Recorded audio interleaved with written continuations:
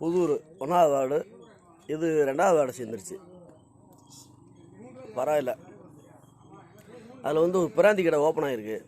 அந்த பிராந்தி கடையில் என் தம்பி தான் பாவம் ஒரு கடை இது பார் எடுத்துருக்கான். அவனுக்கும் பாவம் வியாபாரம் ஓடணும். நாங்கள் விட்டு கொடுத்துறோம். அவன் நல்லா இருக்கட்டும்.